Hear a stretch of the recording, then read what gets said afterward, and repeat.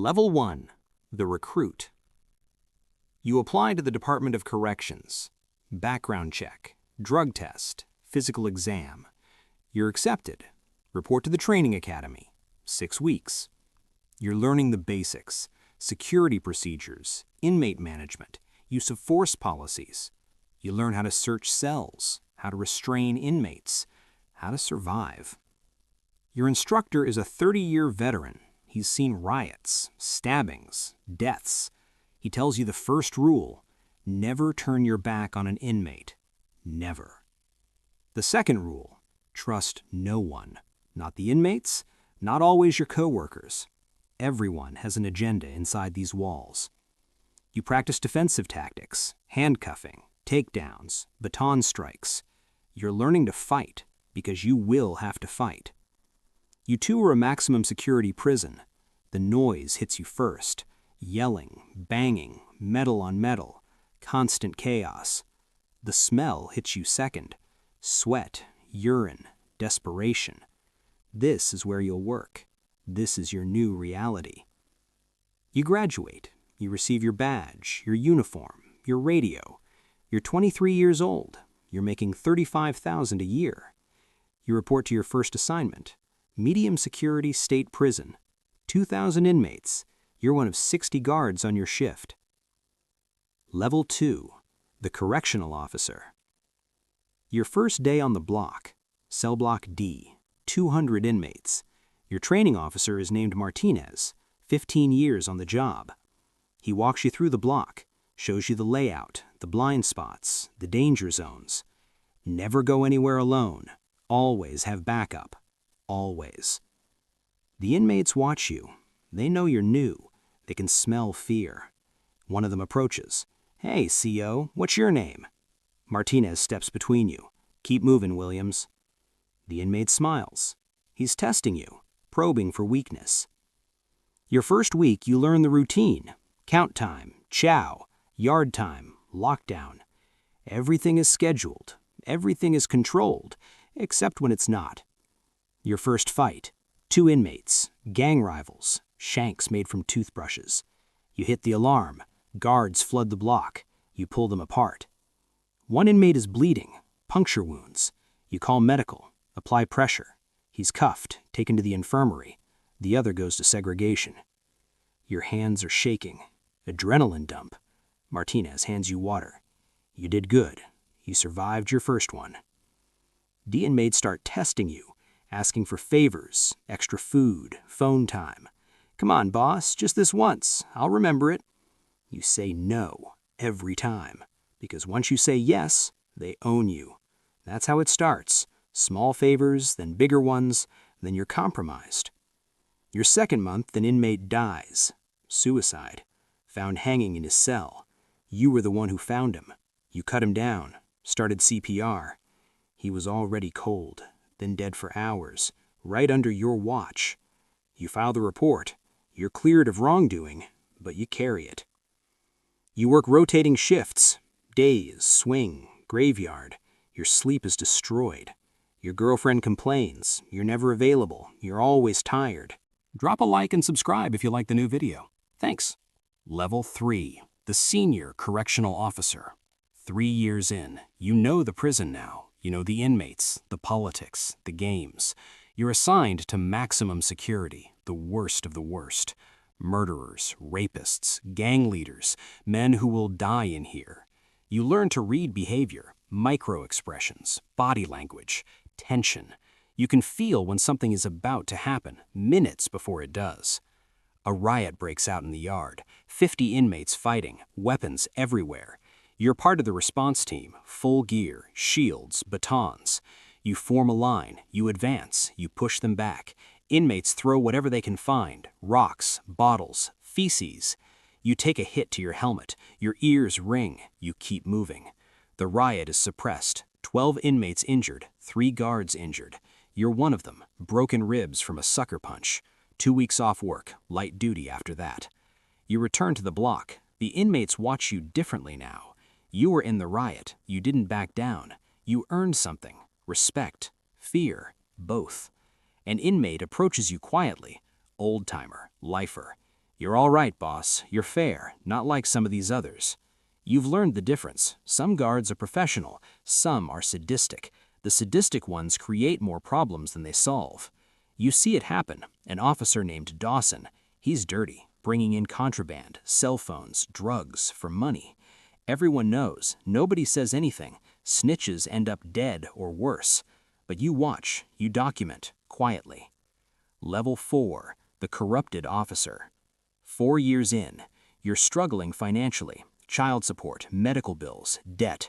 You're making $40,000 a year. It's not enough. An inmate approaches you, Rodriguez, connected to the Mexican mafia. Boss, I heard you got some money problems. Maybe I can help. You should walk away. You know you should. But he's offering $500 just to bring in a cell phone, one time. You think about your daughter, the bills, the collections notices. You make the decision, the wrong decision. You bring the phone in, hidden in your lunchbox, past security, past your colleagues. You deliver it to Rodriguez. He hands you an envelope, $500 cash. See, boss? Easy money. And if you want more, you tell yourself it's just once, one time, you'll never do it again. But 2 weeks later, he asks again. This time it's tobacco. Harmless, right? Then it's pills. Then it's heroin. Each time the payment increases. You're making $2,000 extra per month, tax-free. You're also committing felonies. You're compromised. You're owned. You can't stop, because if you stop, Rodriguez will report you. Internal Affairs will investigate. You'll lose your job, your pension, your freedom. You see what you've become. You're working for the inmates now. You're not a guard. You're a mule, a smuggler, a criminal. You hate yourself, but you can't stop. The trap is complete. Then Internal Affairs starts investigating. Someone talked. They search your locker. They find nothing. You were tipped off. You cleaned it out. But they're watching you now, following you, monitoring you. You stop smuggling. Cold turkey. You tell Rodriguez you're done. He smiles. You sure about that, boss? Be a shame if IA got an anonymous tip. You're trapped. Completely trapped. Level 5, the sergeant. Different path. You stayed clean. 7 years in, you're promoted to sergeant. You supervise a shift, 10 officers. You manage the block. You're responsible for everything. Security, operations, discipline. If something goes wrong, it's your responsibility. You know about the corruption. You see it. You investigate it. You're working with Internal Affairs, building cases, gathering evidence. 3 officers on your shift are dirty. You document everything: surveillance, testimony, physical evidence. The arrests happen simultaneously. Dawn raids at their homes. All 3 are charged. Federal charges. They're looking at 10 years minimum. One of them was your friend. You trained together, you worked together, but he made his choice, and you made yours. The inmates respect you because you're consistent, you're fair, you're honest. You don't play favorites, you enforce the rules, for everyone. But you also have enemies now, officers who think you're a snitch. Your car gets keyed, your locker gets broken into, threats left anonymously. You don't back down, you report everything, you keep working. Your personal life is gone. Your second marriage ended last year. The job consumed everything: the stress, the hours, the darkness. Level 6, the lieutenant. 10 years in corrections, you're promoted to lieutenant. You oversee multiple shifts, manage 50 officers, handle critical incidents. A hostage situation. Inmate has a guard at knife point, cell block is locked down. You're incident commander. You negotiate. You talk to the inmate for 6 hours, calm, patient, strategic. You promise nothing, but you listen, you de-escalate. The inmate releases the guard, surrenders peacefully, nobody dies. You're commended, awards, recognition, press conference. But the guard who was taken hostage, he quits 2 months later, PTSD, can't walk into the prison anymore, career over. You're dealing with staffing shortages, budget cuts, mandatory overtime. Your officers are burned out, working 16-hour shifts, double shifts, no days off. Fatigue creates mistakes. Mistakes create security risks. You're fighting for more staff, more resources. The state doesn't care. You lose an officer to suicide, 3rd one in 2 years. The funeral is packed, officers from every facility in the state. You give the eulogy. You talk about the stress, the darkness, the toll. You implement peer support programs, counseling, mental health resources. But the culture resists. Corrections officers don't ask for help. Asking for help is seen as weakness. Level 7. The Captain. 15 years. You're a captain now. You run an entire facility. Medium security prison, 1,500 inmates, 150 staff. You manage everything: security, operations, programs, budget. You report to the warden. You testify before the state legislature. You implement reforms, education programs, vocational training, substance abuse treatment, rehabilitation, not just punishment, actually preparing inmates for release. Some officers resist. They're criminals. They don't deserve anything. But you know better. 95% of them get released eventually. You'd rather they leave educated and trained than angry and hopeless.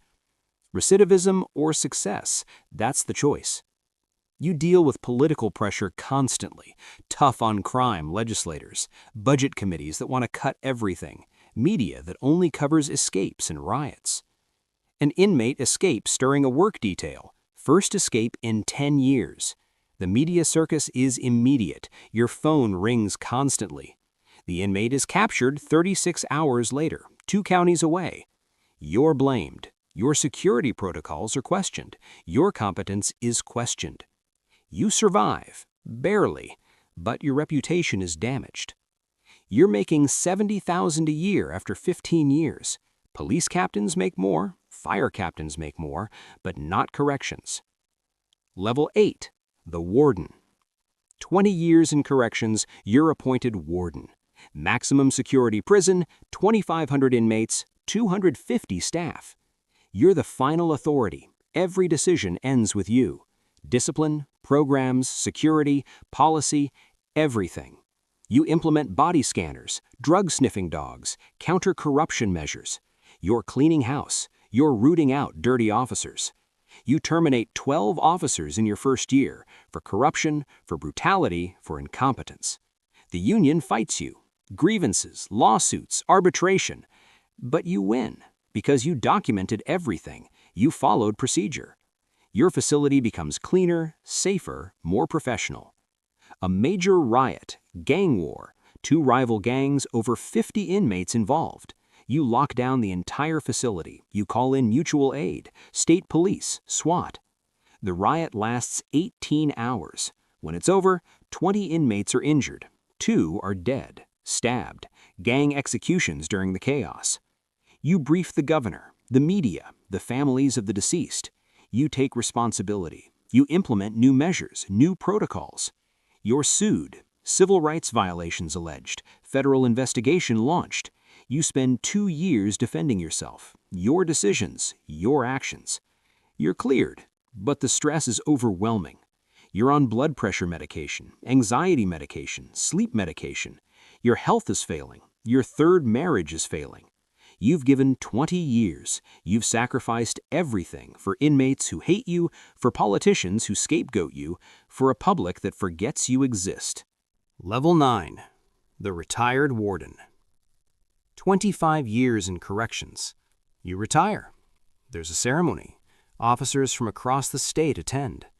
You receive commendations, awards, a pension that's decent but not generous. You turn in your badge, your radio, your keys. You try to relax, but you can't. You have nightmares. The riots, the stabbings, the officer who was taken hostage, the inmate who hung himself on your watch, the suicides, the deaths. 25 years of violence, 25 years of darkness. You finally seek therapy. PTSD diagnosis, years overdue. Like soldiers returning from war, except corrections officers don't get parades. You think about the corruption you fought, the officers you terminated, the reforms you implemented, the lives you protected, both staff and inmates.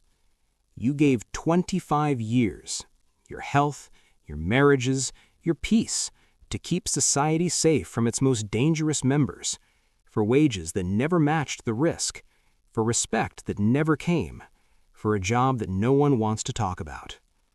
But somewhere, a 23-year-old is starting at the academy. They're idealistic, motivated. They want to make a difference.